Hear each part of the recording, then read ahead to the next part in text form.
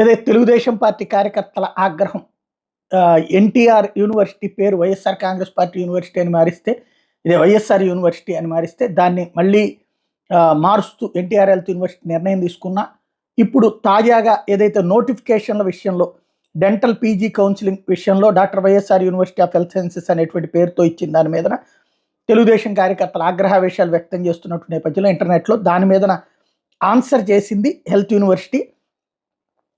ఇందులో draft bill already తయారైంది, అసెంబ్లీలో పెట్టారు. అసెంబ్లీలో రేపటి సెషన్స్లో అవుతుంది. అప్పుడు అధికారికంగా చేంజ్ చేయడానికి కుదురుతుంది. అప్పటిదాకా కూడా ఇది చట్ట ప్రకారం అయితే కనుక పాత పేరుతో ఉంటుంది. అది గతంలో అసెంబ్లీలో చేసిన తీర్మానం కాబట్టి దాని ప్రకారమే ఉంటుంది. అందువలన ఆ పేరుతోనే నోటిఫికేషన్ ఇవ్వాల్సి వచ్చింది. ఇది అధికారిక క్లారిఫికేషన్ హెల్త్ యూనివర్సిటీ తరపు నుంచి. నేను ఇంతకుముందు ఆల్రెడీ ఆ వీడియోలో కూడా అదే క్లారిటీ నేనే అంచనా వేసింది అదే.